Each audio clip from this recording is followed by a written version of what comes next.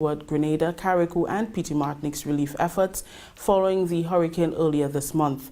The Premier and her team, which included the Leader of the Opposition, Speaker of the House, Acting Deputy Governor, members of government, media personnel, members of the police service and Rotary Club, and health officials arrived at the Maurice Bishop International Airport on Tuesday to personally donate over US $50,000 in essential supplies to aid in relief and recovery and US $200,000 to the government's disaster relief fund. The trip to Grenada is part of a mission by the Cayman Islands to provide aid to all countries in the region affected by Hurricane Beryl at the beginning of July. Prime Minister Mitchell thanked the Premier for accepting the challenge to promote Caribbean unity and assured that the supplies will be used to the benefit of all in need in the hurricane-affected areas. This gesture really means a lot to us. It is very touching, and we deeply appreciate it. So I want you to take back the message that we appreciate the solidarity, appreciate the support. And as I said, in a sense, we are both celebrating the 20th anniversary of the Cayman. It is still early in the hurricane season. So my wish for the Cayman and for Grenada is that we don't have to endure any of this for the remainder of the season. Every time it rains, I cringe a little because I'm thinking about people with the roofs and what they are going through. And the challenge is, we came out of a very severe drought. In fact, the rains are just started falling. I want to take the opportunity, Premier, to personally express, first on a personal note, my gratitude and appreciation for the support before you got here, for the communication, for the conversations, for the goodwill and the gesture of yourself and the Caymanian people. I want to point out, and I'm very happy to see that both the Premier and the Leader of the Opposition are here.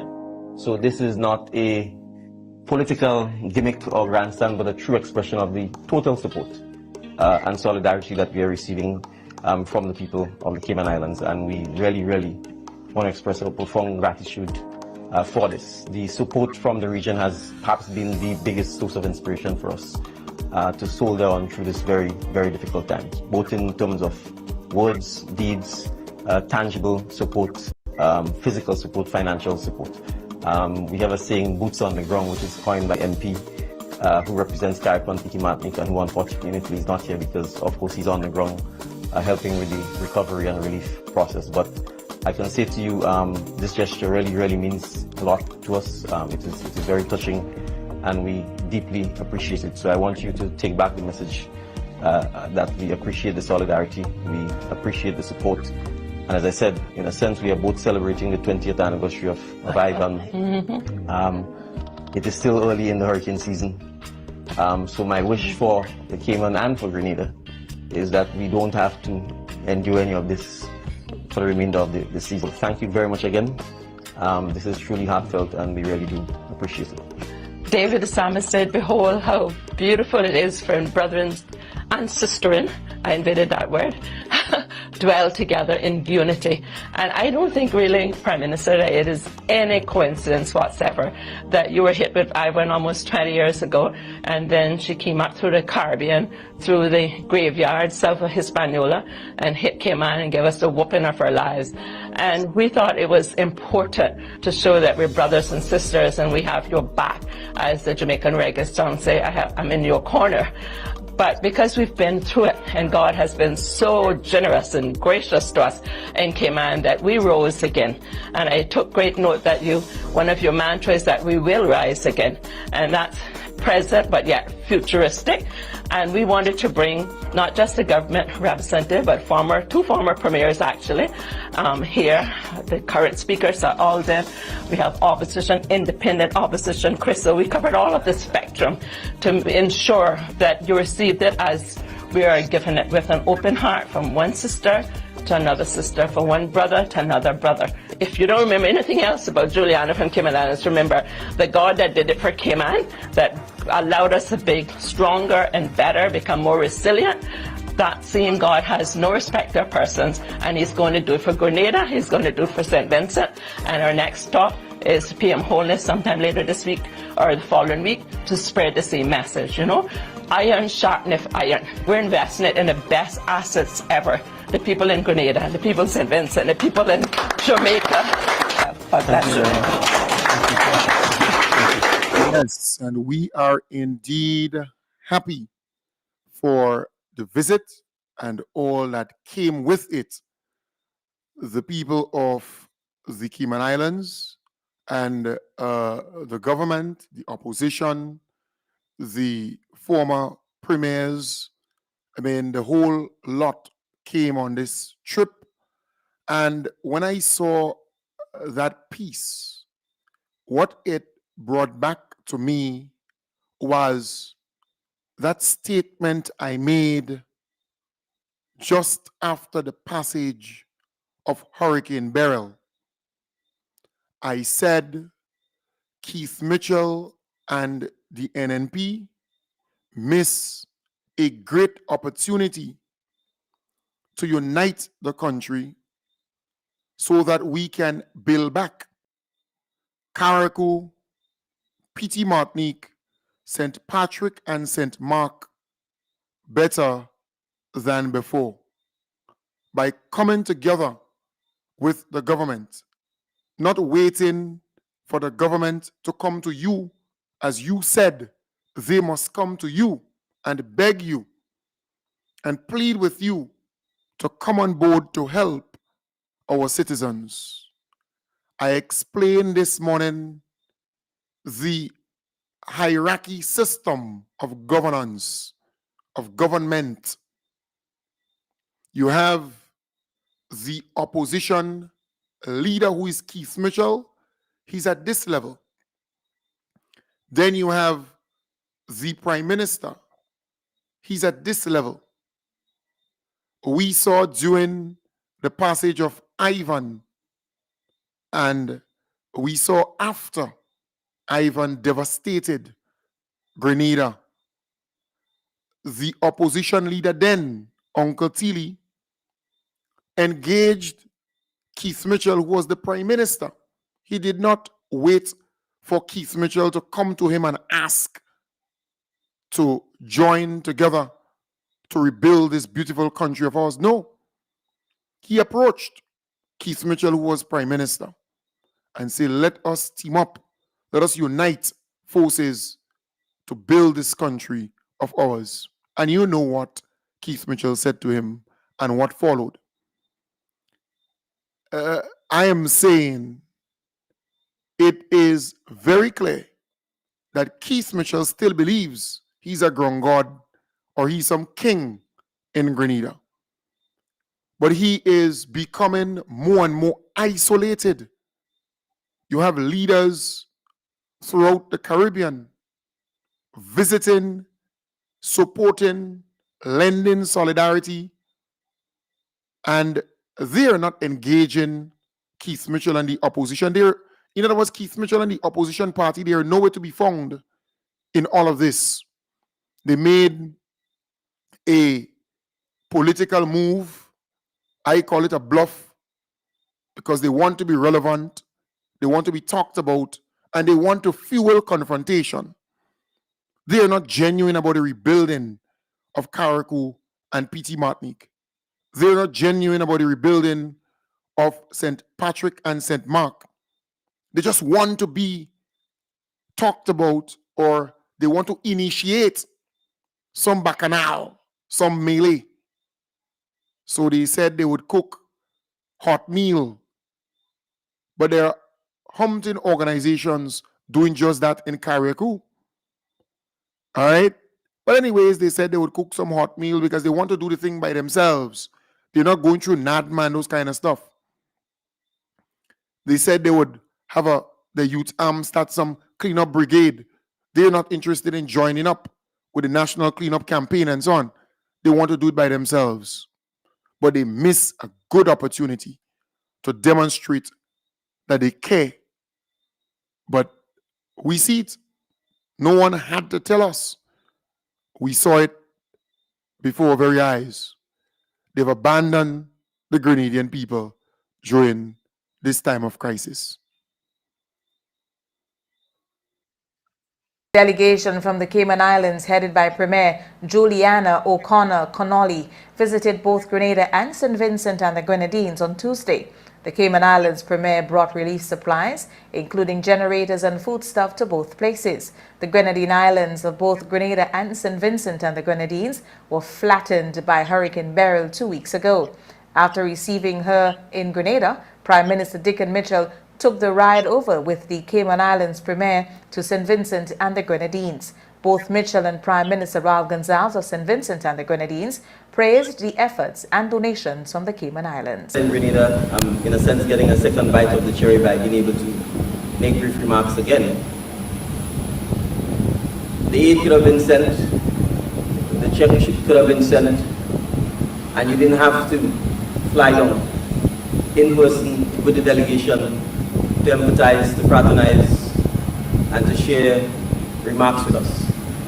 But the fact that you chose to do so is testimony to your commitment and to your sense of fraternity and solidarity with the people of these islands, given what they have gone through. I want to reiterate our thanks for the contribution of the government and people of Cayman. The greatest act of solidarity and generosity is not to give from the abundance that you possess, but from the little that you may have. The Premier said it was their duty to help in whatever small way. We have a number of your people in our island that we've adopted, and it's been reciprocal. And so as we decided that we had to come and show that, yeah, we may have got divided in that transatlantic voyage and to different islands, but the commonality that binds our hearts together is that humanity. And we're so grateful, so very grateful. The Premier of the Cayman Islands was not the only regional leader in town Tuesday in St. Vincent and the Grenadines. Dominica's Roosevelt Skerritt, St. Lucia's Philip J. Pear, and Terence Drew of St. Kitts and Nevis arrived there to show solidarity with the people of St. Vincent and the Grenadines. We have more in this report. Antigua and Barbuda's Prime Minister Gaston Brown also joined them as they visited ground zero of the disaster, the battered Union Island. Grenada's Prime Minister Dickon Mitchell, who had made the hop over in the morning, was also there. The leaders met and mingled with relief workers and with the people displaced by the storm, listening to their stories firsthand.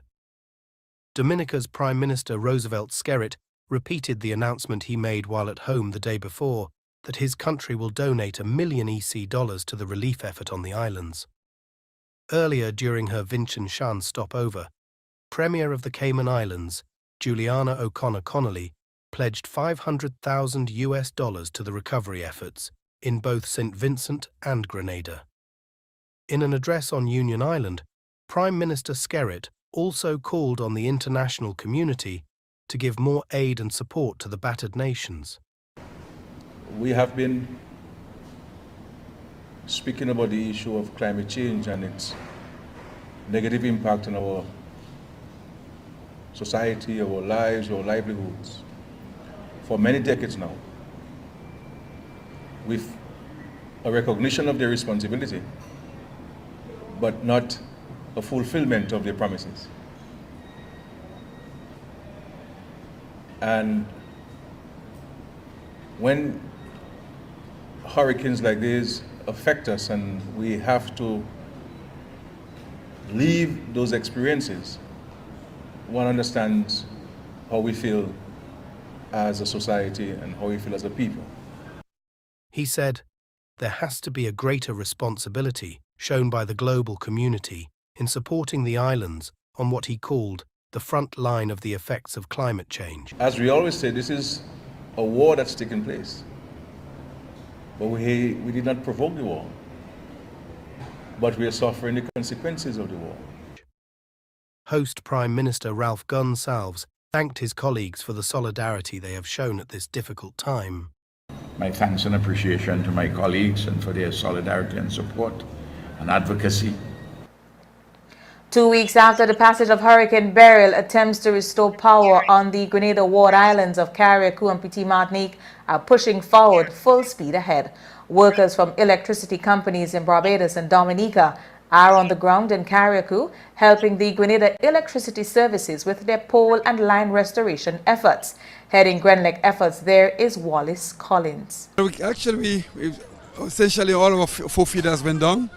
So we have started the restoration of the West Feeder, that's the tongue area. We have had some customers already connected, so we have just over between 15 to 20 customers already connected. So they can at least provide some services to persons who are in need. In terms of the future work, we now receive 9 members from Domlec and Light and Power from Barbados. So their presence here is to assist in the restoration process of the other additional feeders. So we think with their support, with their presence now, we can start to see the acceleration of work on other feeders, and we can bring back as much persons as possible, but providing that they have roofs over their head, because when they do not have roof, it's not safe to connect those customers. But for now, our intention is to build the feeders and to be ready for when the customers are ready for electricity. 9 people from Domlec, the Dominica Power Company, and Barbados Light and Power are those helping with the restoration. We have 3 new guys, guys that have never been to restoration out of Dominica, because they did restoration in Dominica after Maria. So the skills and whatever and what they have now, trust me, you're going to get a lot coming from them, because they have that experience from what Maria did to us, and watching your nice little island, I think the touring will have us working plenty efficient and well safe too. We need to work safe. To be honest, I may be a little desensitized, having been on several missions before, but there's always that possibility that once this time of year comes around and one of our sister or brothers is in dire need, that we will be called upon. So when I heard the word that we all had been hit, so we were kind of anticipating that either St. Vincent or yourself might need some assistance. Our brothers and sisters throughout the Caribbean, they are coming to our aid. You see the leaders within the region, they are standing shoulder to shoulder with the most honorable Deacon Mitchell, our beloved Prime Minister, because for the last 2 years, what he did was forge stronger ties and relationships with those leaders. And they like him. They like his spirit. They like his commitment to humanity and people. He's always at the decision-making table. And that is key. You hear the opposition always attacking our beloved Prime Minister for traveling and for going out in different forums and seminars and summits and engaging world leaders and regional leaders and so on. But here we are seeing the dividend being paid from those visits. We have never seen that kind of response so quickly from leaders within the Caribbean coming to Grenada after a hurricane. We have experienced 3 major hurricanes, Janet, Ivan, and Emily. Well, only recently, Emily and Ivan. We have never seen that. So I am saying it is very clear that the respect that our beloved Prime Minister has within the region and internationally is second to none. So they are coming to the aid of our people. And we are eternally grateful for that. We are eternally grateful. I told you this morning that I was very impressed with the work Grenlec is doing. So let me just feature that now.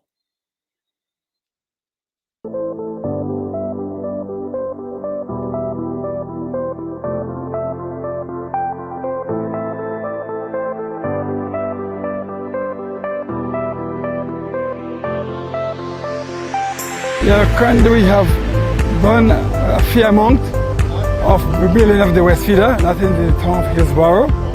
So we have Thus far, over 25, 30 customers are already connected.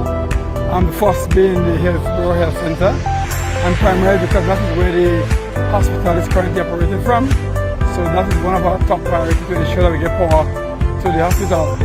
So a number of customers within the vicinity that are clear to be reconnected was reconnected, and we continue to build the rest of the system. So currently, there's a team working on the north side, on the north feeder, and also we have a team working on the south feeder. So our intention is to continue to extend on the primary lines and also the secondary lines, and to connect as much customers as possible that are gotten the go-ahead from the electrical inspector.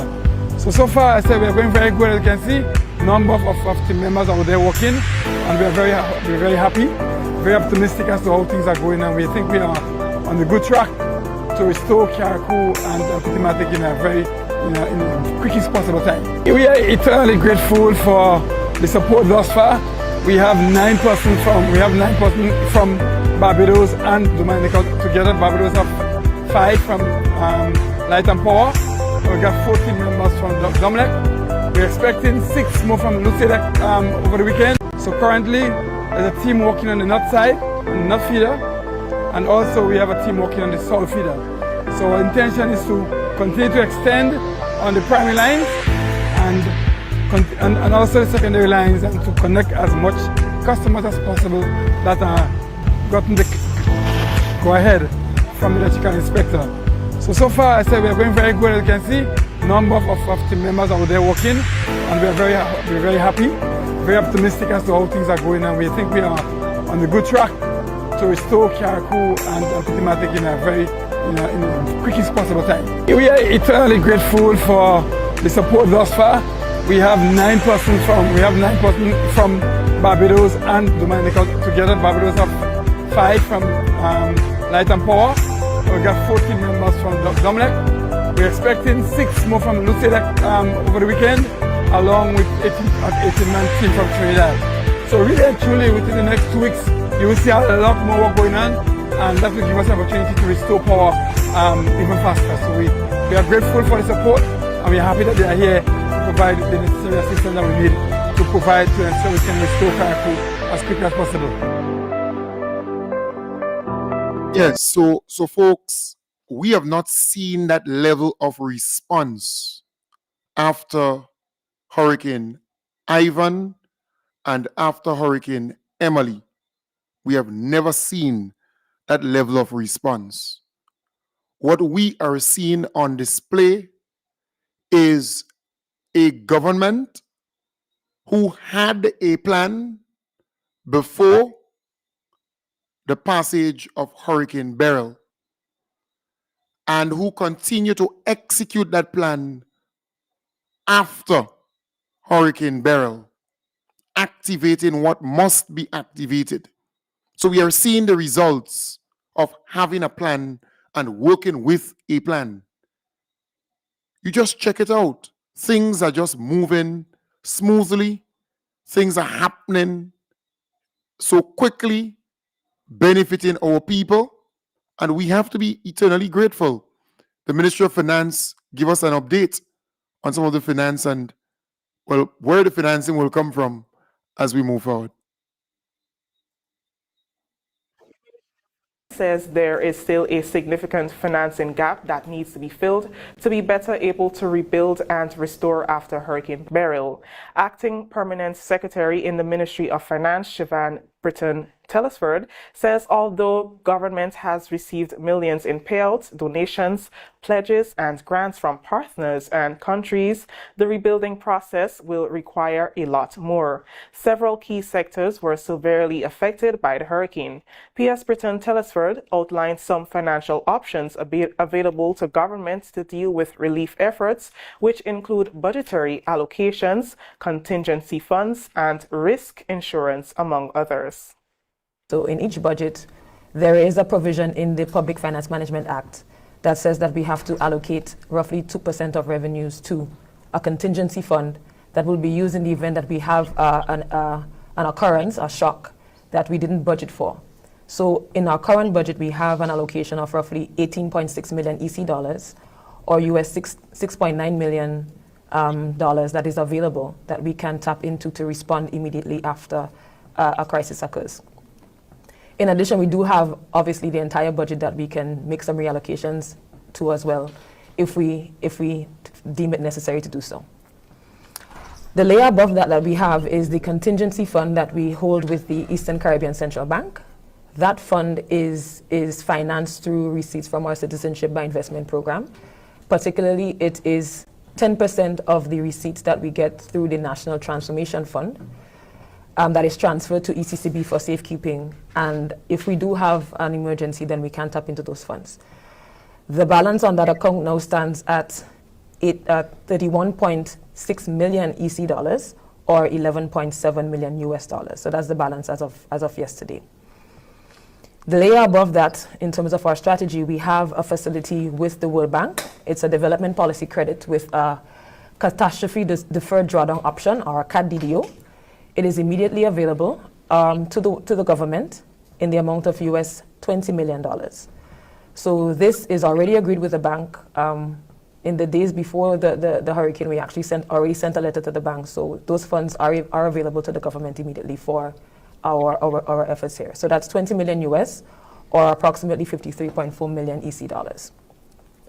And the final layer at the very top, which we heard about earlier, is the CRIF parametric insurance, where we have various policies with CRIF, and we spoke to them at length earlier in the press conference. So the payout that we received from that was 44.04 million US dollars, or approximately 118 million EC dollars.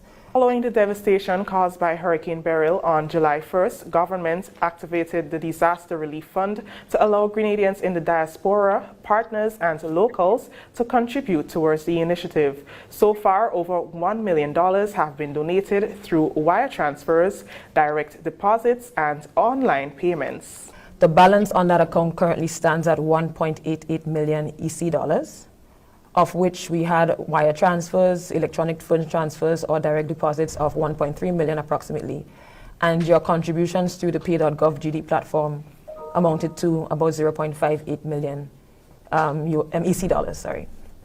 The balance in that account also includes some donations that we got from the People's Republic of China, for instance, of US 100,000, and the government of Angola donated as well 250,000 EC dollars.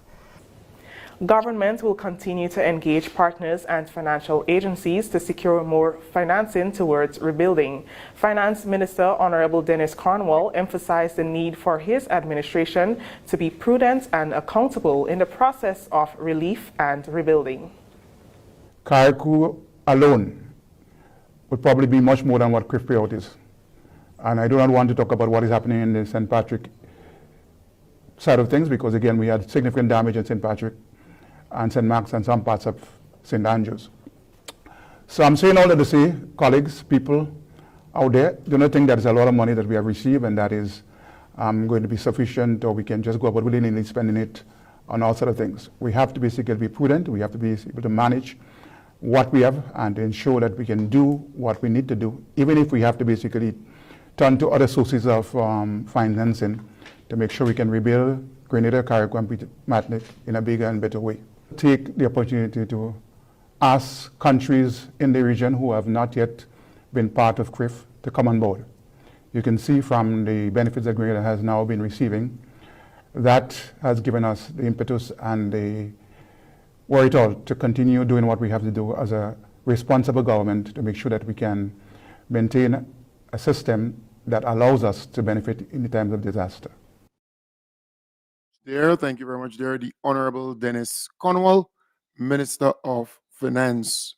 You're doing an excellent job. You're doing an excellent job. Impact on July 1st. Cocoa and nutmeg farmers who signed up for crop insurance are expected to receive reimbursement for their losses, money that will likely go towards replanting. Crop EFF Insurance Company Limited, based in Dominica, collaborated with the Ministry of Agriculture and the Grenada Cooperative Nutmeg Association to secure coverage totaling EC $7.9 million for Grenadian nutmeg and cocoa farmers. Hurricane Beryl's classification as a Category 4 tropical cyclone affecting Grenada qualifies for a Tropical Cyclone Index payment of US $1,453,813, the equivalent of EC $3,881,680 under Flexible Hurricane Protection Policy. This payment will be disbursed soon in accordance with the policy terms. Once the payment is received, then of course the individual farmers, based on the level of damage, they would get a payout. But unfortunately, in the other types of crop that the farmers produce, many of them don't have insurance, so it would be a loss for them to begin to restart the process. So in moving forward, first of all, we have to get farmers to buy into the issue of insurance and to let them understand that this is not like in how we had Hurricane Janet, 1 in 50 years, and then in the case of Ivan, 1 in 20 years.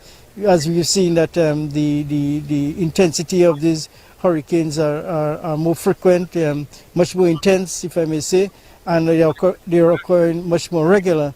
So it would be in the interest of the farmers to be able to buy into this insurance.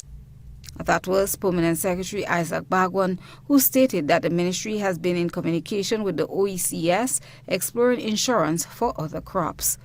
For farmers not covered, especially those cultivating economic crops, they will receive a livelihood support package from the Ministry of Agriculture, as elaborated by Chief Extension Officer Lawrence St. Louis. It's not just the tree farmers, the tree crop farmers, but also for vegetable farmers, for vine crop farmers, because we know a lot of people who would have had watermelons and pumpkins, squash, cantaloupes, those sort of things, they've lost all of it. And so, and even the other short crops, cabbages and broccoli and those other things, they would have lost quite a bit. And so in terms, it's not just our support will not be for one type of farmer. It will be for all farmers. We're looking at packages that would assist everybody. We're also looking at supporting looking into supporting livestock farmers, nursery managers, because you know all of those, the agricultural sector is not one farmer or one type of farmer. It encompasses quite a bit, and so we'd have to support the fisheries industry. Also, Grenada's fisheries industry wasn't that badly hit, but the sea moss farmers, most of their entire harvests have been destroyed, and so we'd have to support them, get them back up and running, and get things done now in a more organized manner, so that they can also go forward quicker and be able to recover from this type of loss. Yes, so again, that's a very good news there. Very, very good news. And I just like how things are flowing. I just like how things are being organized. It's smooth. It's falling into gears, falling into place. That is what you want to see in a government. And I want to again say that the NDC is operating with a plan. They're not whooping. And hence the reason things are going so smooth. And we are seeing the results of that. All right? Let me just play another piece. Details will be provided in the last week of July on this measure. We're also going to have a consultation with businessmen and women in Carriacou and Petit Martinique to get their views on matters affecting them in the aftermath of Hurricane Beryl. The feedback from this consultation will inform our fiscal incentives. We're also going to look at other incentives in the aftermath of Hurricane Beryl, which government will implement as a waiver on all taxes and duties on all relief supplies imported for personal use, and this includes barrel or boxes or crates up to the 31st of December 2024. These boxes, the contents of these boxes will be items of foodstuff, clothing, and household items. Again, households will be limited to 2 barrels or box or crates per family or household. Right. So you heard there from the Honorable Dennis Cornwall. So again, more incentives on the way for our people. I love that. I love that. So while the NDC is working, the government is working to build back better, to bring relief, to bring assistance to our people, the NNPs on the other side making confusion and saying all manner of things. It is sad, but you would find those NNP supporters gravitating towards that message, which is really, really sickening, to say the least. Honorable Philip Telesford led a delegation of senior managers to the Sister Isles this week to assess infrastructural damage to health facilities. The team used the opportunity to highlight measures that will be implemented to support staff during this period. The tour of health facilities in Carriacou and Petit Martinique following the devastation caused by Hurricane Beryl is top priority for the ministry as it seeks to quickly restore healthcare delivery on the island. This for us was a critical meeting.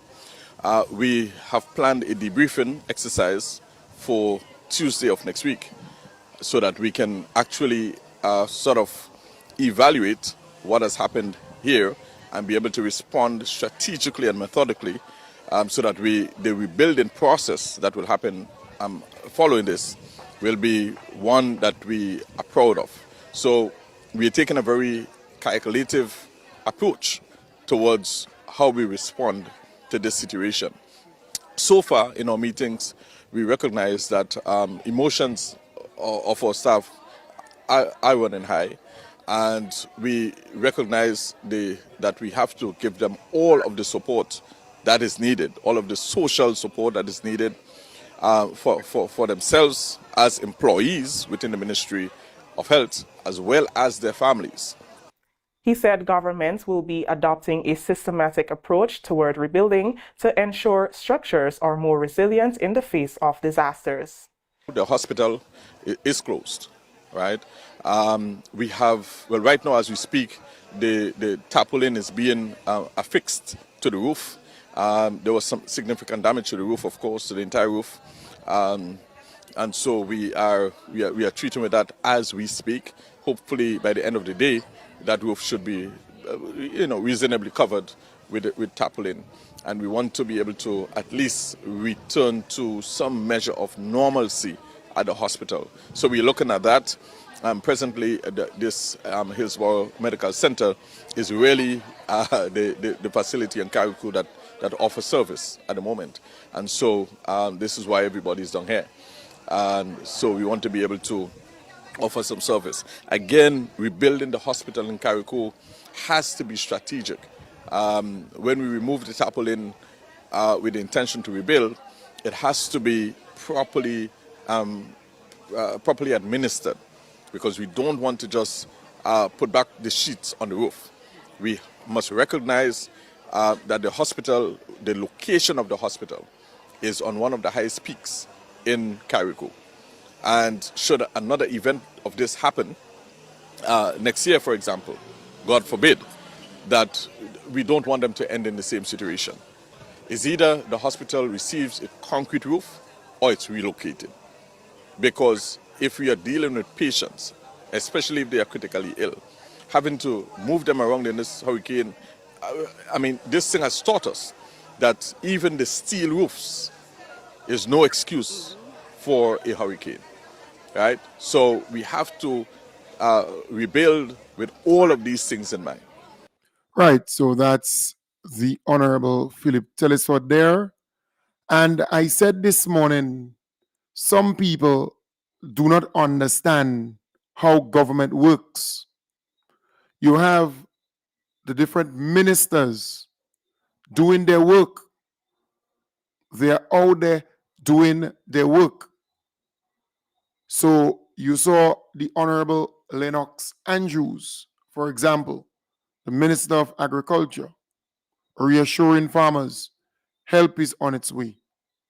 We will help you. They went out and they assessed the farms of the farmers within very short order.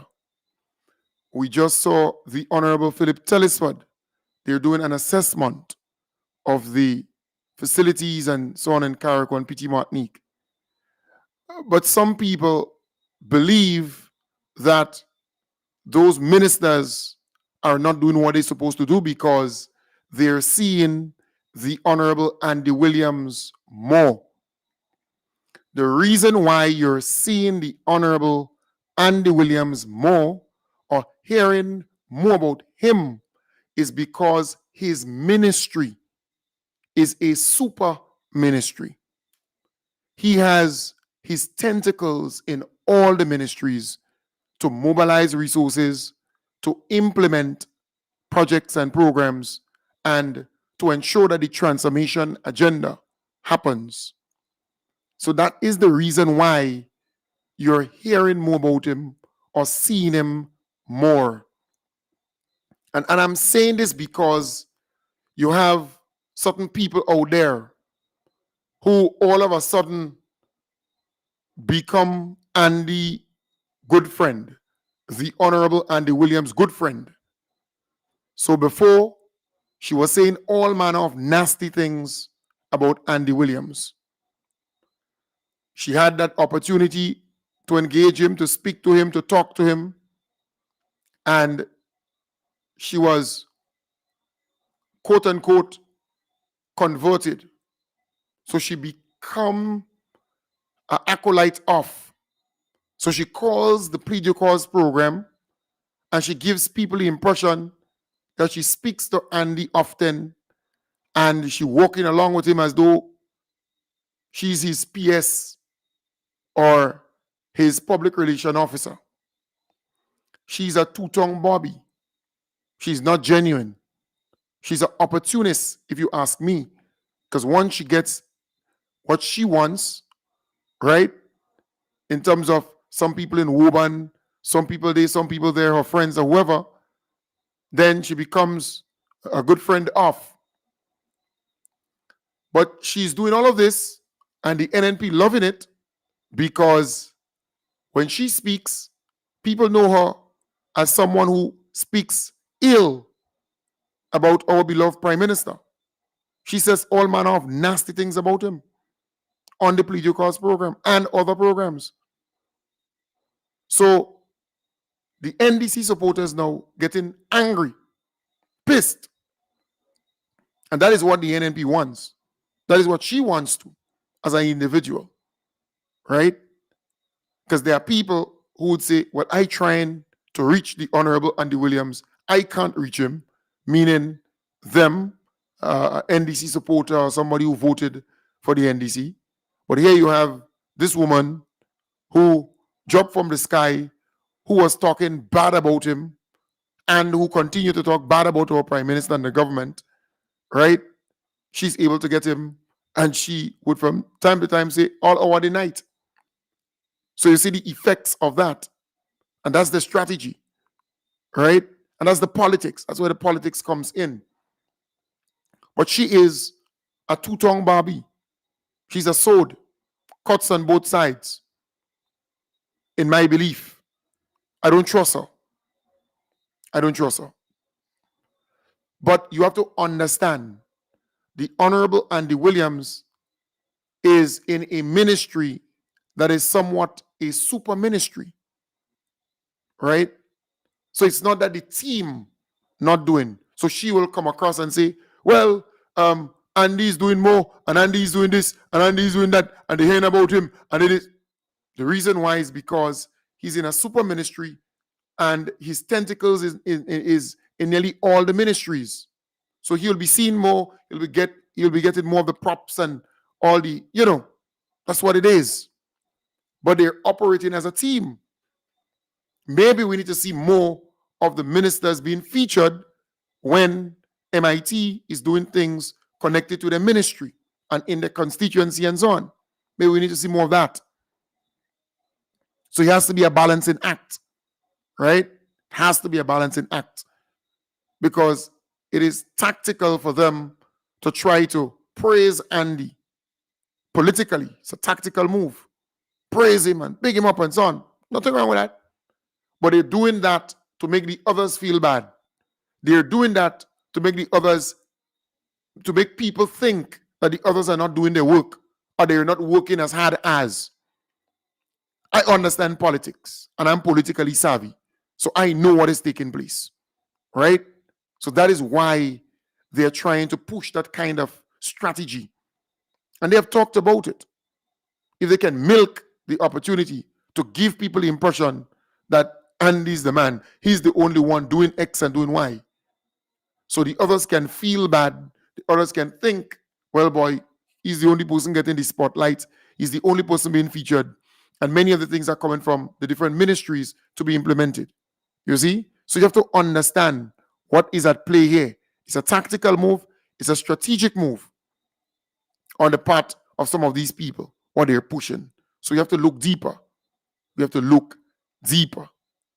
All right? And understand the politics. Because you see, for me, I am a principal in the School of Politics 101. I red flag things way before. So every time she calls that program and she gives the impression that every time she calls Andy, she could get him. And she's walking along with him, and anybody who needs X and Y could call her. You understand the point? She wants to feel important and relevant. Well, then, the Honorable Andy Williams, he has a constituency office. He has a phone number, right? He represents his constituency, but he's also the minister for MIT. So his tentacles is in all the ministries, right? But we have to be very careful because we all are human beings. We all are human beings. So you have to be careful. It has to be a balancing act. It has to be a balancing act. And especially when you're dealing with people like who I'm referring to, they are that dangerous. So she would try to big up Andy, right? Because she has access to him now. And she would talk bad about our beloved Prime Minister and the other ministers of government. You just listen to her when she calls the program up north, or she called the GBN to the point, or she will talk bad things about them. So you have to balance this thing out, because you see, our supporters are observing. So if they're trying to reach you and they can't reach you, then they would say, but how this woman is on radio saying that she's able to reach you? You see? So it's a balancing act. So Andy, I mean, he's my boy. He is my pal. The Honorable Andy Williams is doing a fantastic job. Fantastic job. Right? But again, it's a balancing act when it comes to the politics. And I understand what the NNP is trying to achieve. They want the other people to feel bad every time they call Andy, but they know that Andy's ministry, it's a super ministry. His tentacles is in all the ministries trying to implement things and get that stuff done. Especially in the face of Hurricane Beryl. You would see him more. You would hear about him more. So it has to be a balancing act. It has to be a balancing act. Because ultimately it's a team. And what the NNP is hoping to achieve is to divide the team and make some feel bad and make others feel, in a kind of way. Right? So the optics, the perception, because, politics is perception. Don't fool yourself.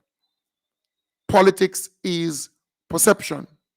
If a person goes on TV and say, well, they're giving out, let's say, hampers, even if they give out 5 hampers, people will believe that they give 500. You hear me? If you see somebody fixing a little piece of road, the perception is they fixing road and they fixing a lot of road. It's perception. It may not be the reality. It might just be one piece of road.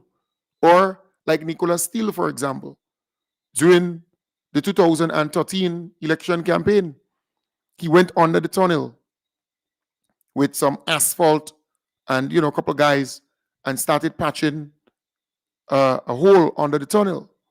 And people believed that, look, this man is an action man. He patching holes, he fixing roads and so on. Perception. When indeed it was just a photo op in reality. Right? They never saw this guy, and knowing Nicola Steele, he wouldn't get his hand dirty in these kind of things. Right? But it is perception. Politics is perception. So understand that. Understand perception. So we have to balance it off, because you're dealing with NDC supporters and you're dealing with people in the middle, and you have the NNP supporters. The NNP, they want to come back into power, and they will do anything to come back into power. And they're hoping to have the team that some feel bad and some feel okay and some believe that they outshining someone's on. That is what they would want happen. All right? So again, a word to the wise. Because for me, I am politically savvy enough to understand what is at stake.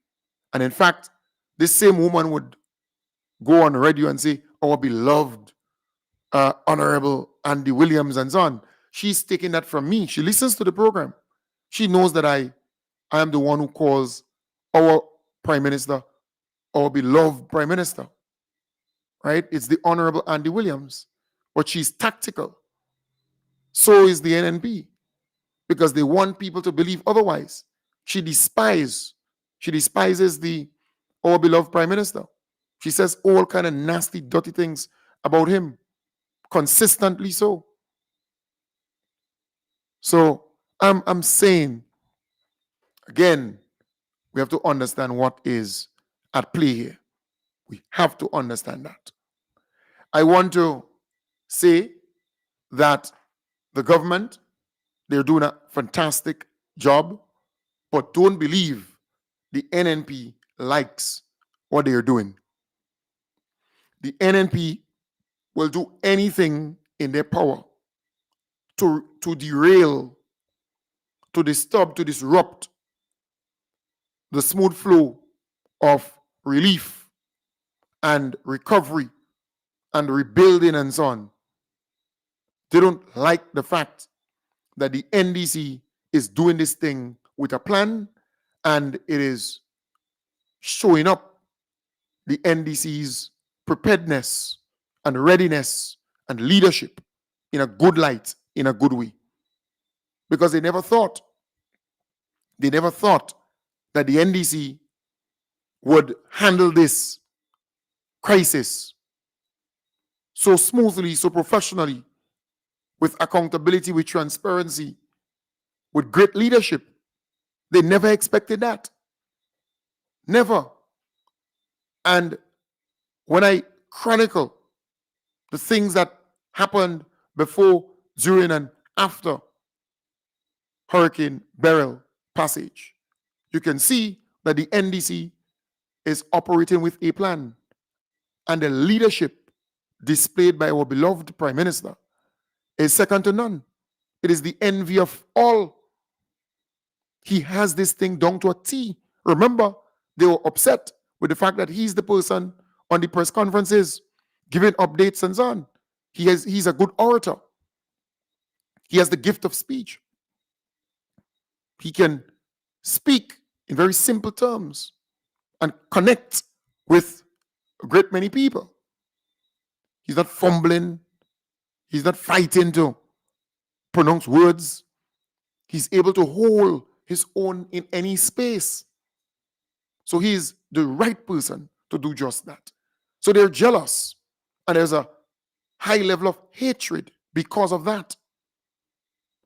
They vex that he's wearing white because they think he looks like Uncle Gary. They vex that regional leaders are standing side by side in total solidarity with him. They vex that we were able to access monies from different sources and the different insurance companies and regional bodies, they are making good on their commitment to rebuilding Carriacou, Petit Martinique, St. Patrick, and St. Mark. So Keith Mitchell is spending his time, for example, posting all kinds of stuff on his Facebook page. And I'm saying to myself, this guy's obsessed. He's obsessed, but he's also jealous.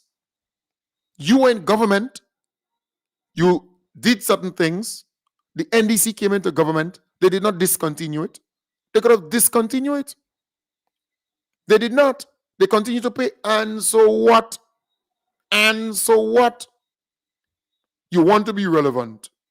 And many of the things that this guy is saying, they are World Bank initiatives, you know. Not his initiative.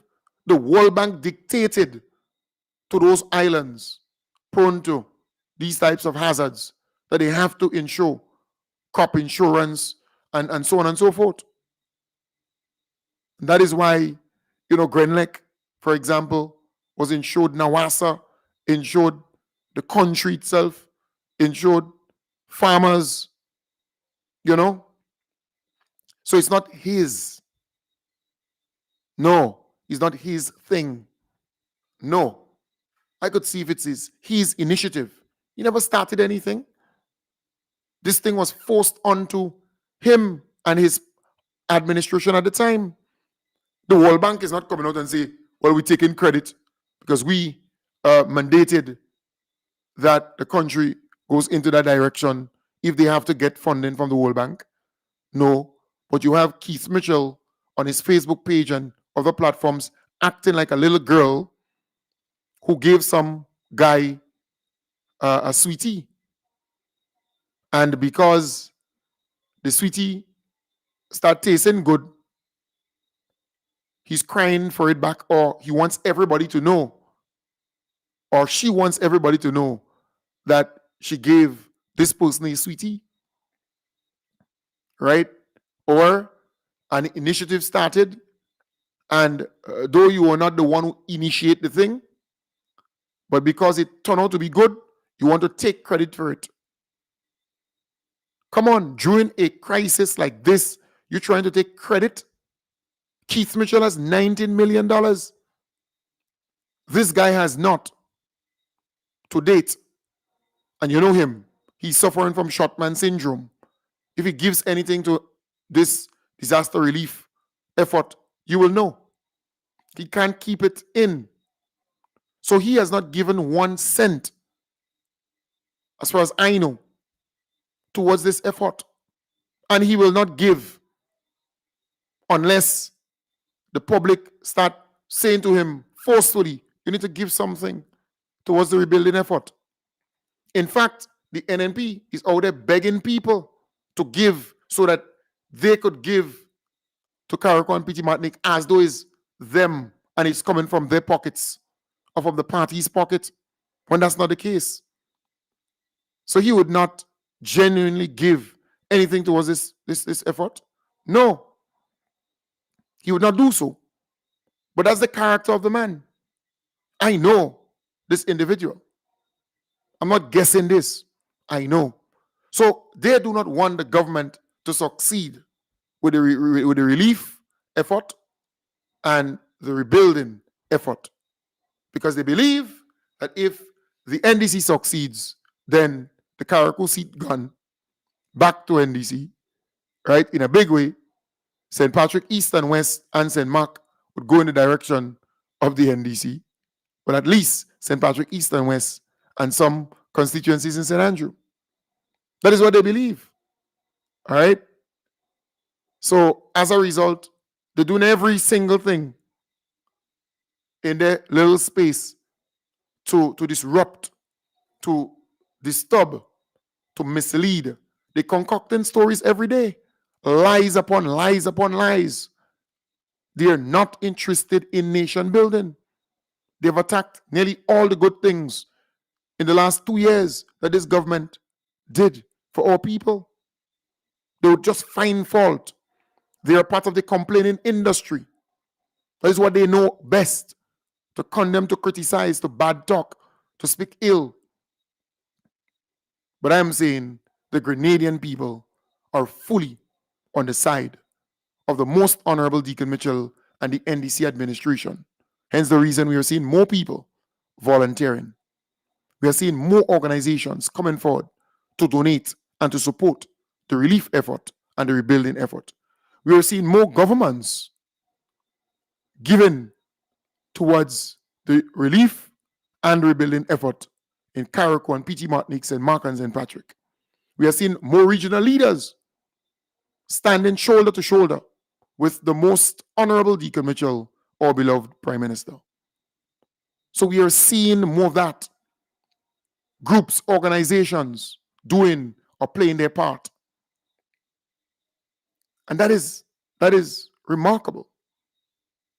That is, heartwarming. That is what you want to see. The response has been very, very good from all and sundry. So we must continue to support our beloved Prime Minister.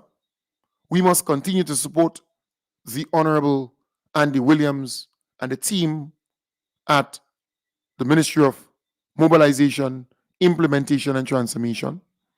We must continue to support the entire government, those different government ministers and so on.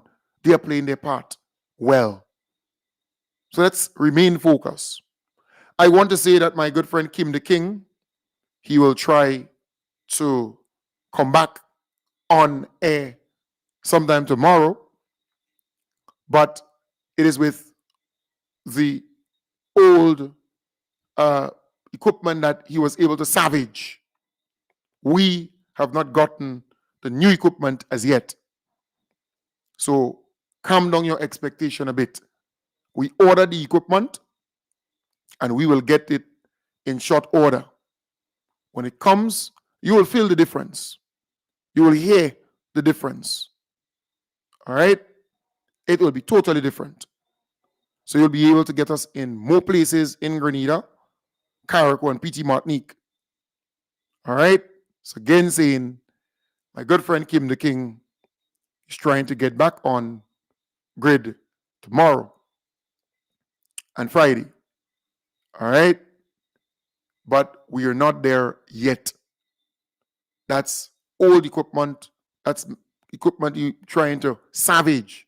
In fact, we were able to send up something from Grenada for him to salvage, to see how we can get back on air, particularly for the people in Carriacou and PT Martinique. All right? But eventually, he will be back up and running with better coverage, better reach. It will be way more powerful in Carriacou and PT Martinique and up the islands and here in Grenada, because we were able to get the required money or cash to get the equipment. In fact, I made that transfer of the cash today so that the ordering could happen today for the equipment, and within 4 or 5 days, we should get that up and running, meaning that we should have that on island so that we can set up. All right? So we are working. We are working hard to get back to that point. And I'm eternally grateful to the people who gave financially to this cause. Right? I ask of you, and you gave genuinely to this cause.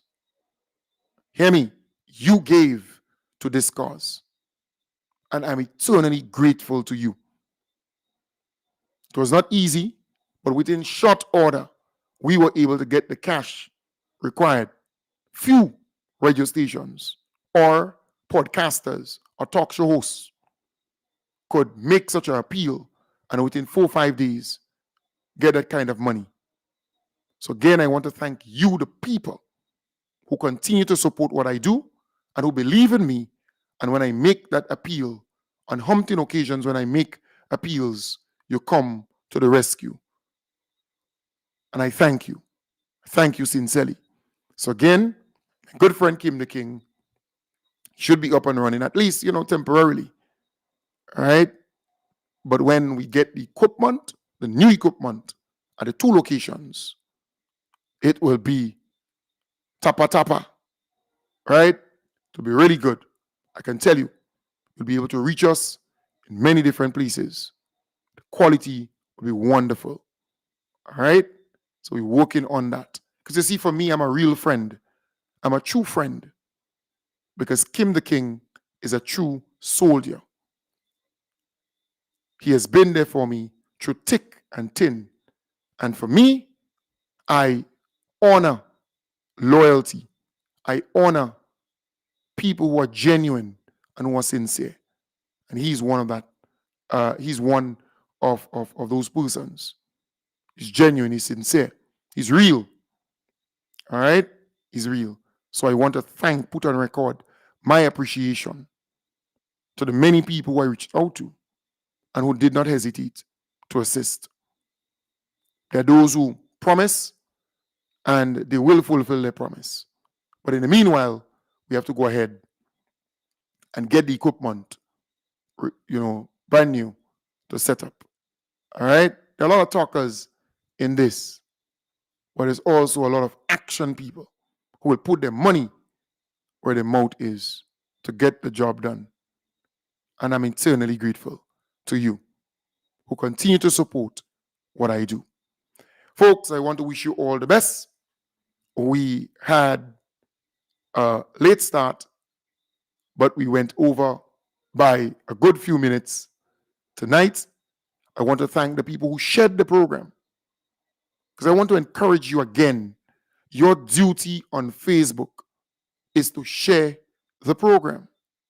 If you share the program, more people will view the program. You underestimate your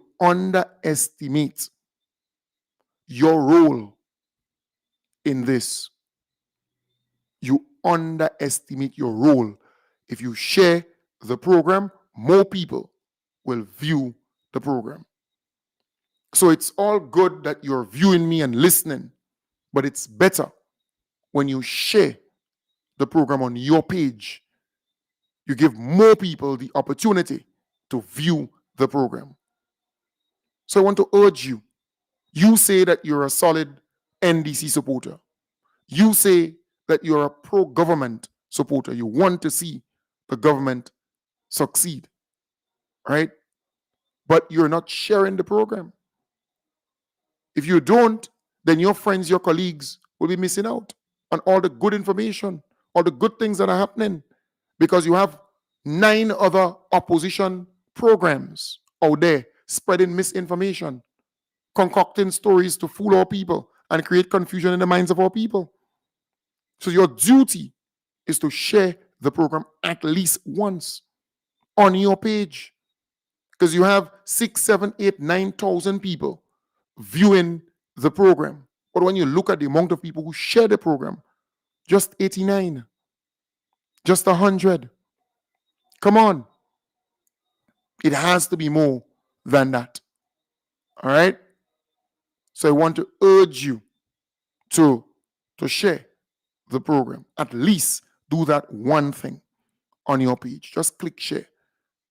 And if you're on Facebook, love the page.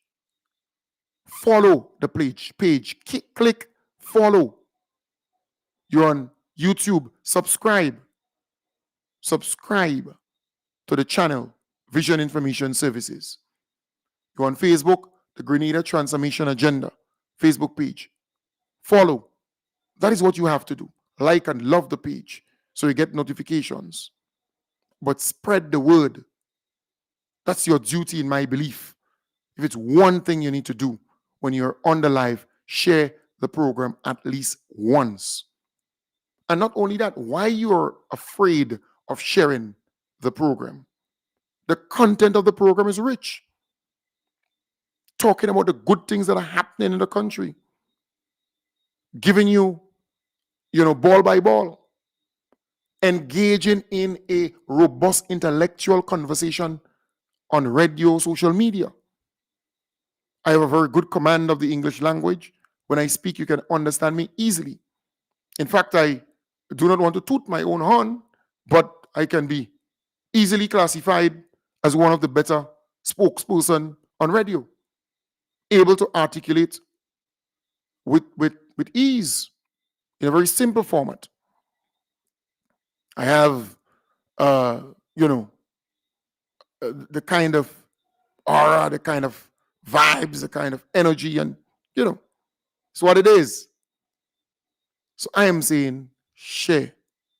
Every time you come on the program, share the program at least once on your page. Just click share.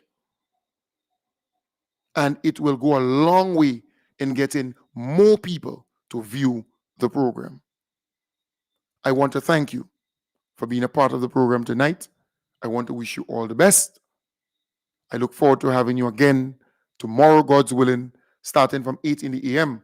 You need to know that we do 2 programs every day. There are other talk show programs, other podcasters, hosts and hostesses. They do 1 program a day. But we do 2 programs, 1 in the morning, 1 in the night. And that is why when they trying to compare numbers, they must factor that into, but they would not. They would not, because there are people who would listen to the nightly program and don't listen to the morning program. There are those who would listen to the morning program and skip the night. So again, I want to encourage you, share, continue sharing the program. Have a wonderful night.